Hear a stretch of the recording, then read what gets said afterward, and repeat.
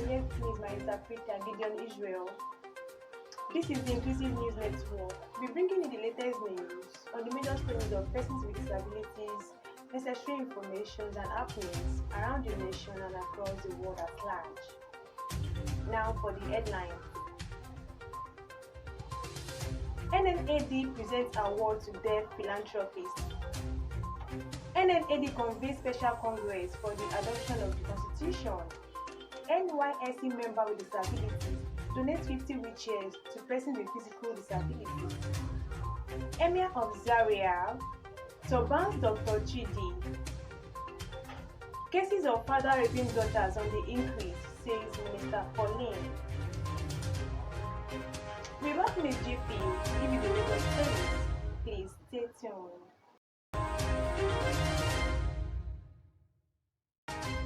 Welcome back. The Nigerian National Association of Deaf (NNAD) has presented an award to a deaf philanthropist, Olumeka Daniel. The award was presented to him in recognition of his significant impact and unwavering commitment to the welfare development of deaf children and members of deaf associations, notably in Kwali Delta and other states. The award was given to him during the 50 years Golden Jubilee of Nigerian National Association of the Deaf (NNAD) in Lafia, Nasarawa State.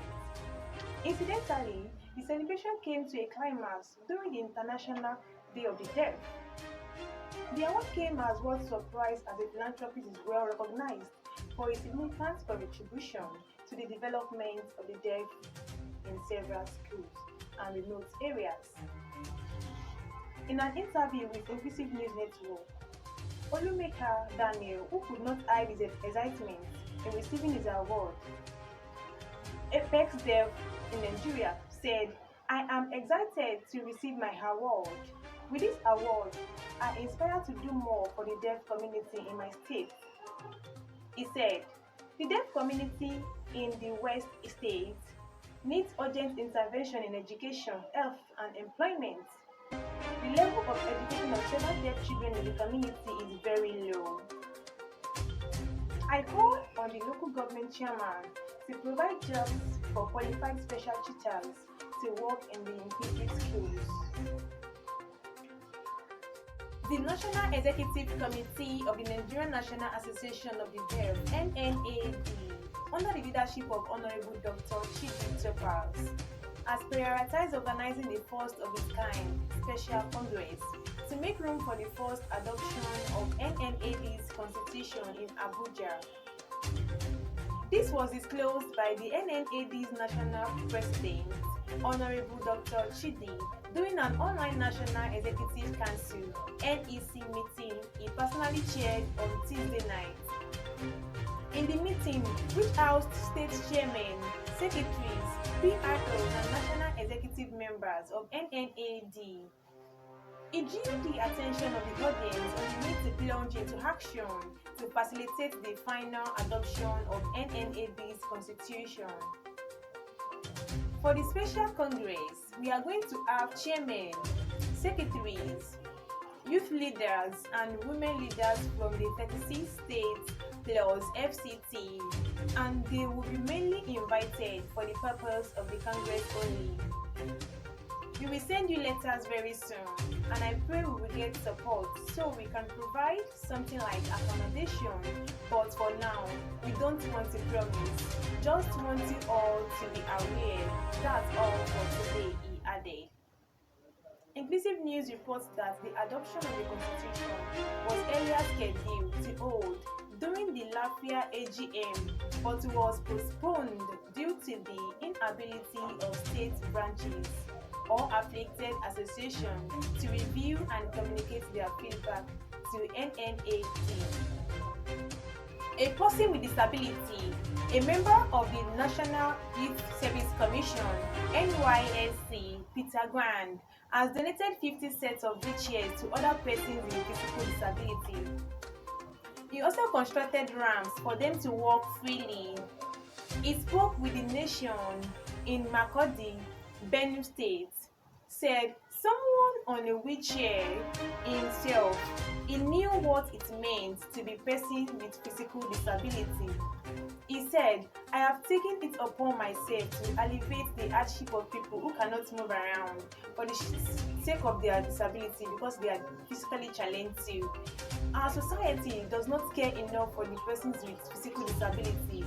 They are the poorest in our society, not because they want to be poor. Physically challenged person cannot get decent jobs, not because they cannot work, but these and other hardships we suffer, and because of our society enormously feel that a disability in the leg equals to disability in human mind. So they deny the physically challenged persons opportunities.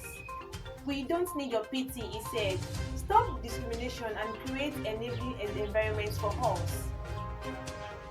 Let us have access to all the offices and every opportunities like every other person. They watch us recreate imbalance in the society. Peter, a polio survivor, said, I never worked and I envy people that worked. But that was before I got my wheelchair donation from the secondary school teacher in 2012.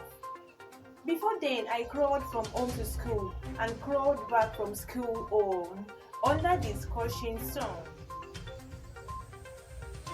He said, although the environment would not make using a wheelchair easy then, he never felt different from the other students. He described the service year as a privilege he will live to always remember. President of the Nigerian National Association of the Deaf, NNAD, Dr. Chidi Topaz, has been turbaned by the Emir of Zaria, the traditional title of Majidadi Gramen Awewa. The turbaning ceremony took place on 1st of October 2022 at the Emir's Palace. It was attended by friends and well-wishers during the celebration. This additional feather to Dr. Chidi's cap is in recognition of his philanthropic gestures to the north and other parts of Nigeria. Speaking in a chat with Inclusive News Network, admitted that he was surprised at receiving the title. According to him, it shows Arewa really appreciates people's efforts. He said, they motivated me to do more, and I will live up to the title given to me by Arewa. People should continue to be good. That is how their efforts will be recognized in one way or the other. He also disclosed that his plans for the future is to continue uniting people as one, because according to him, we are meant to be one.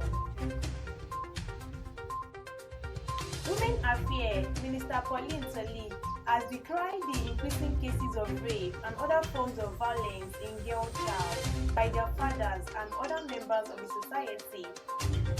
The minister spoke at the State of the Nigerian Girls Summit (SONGS) Songs in Abuja in commemoration of the 2022 International Day of Girl Child (IDGC).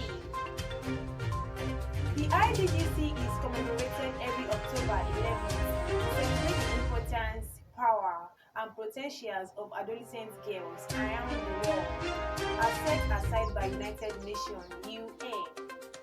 She said that the ministry receives everyday reported cases of rape and other forms of violence against girls and children, particularly girl child.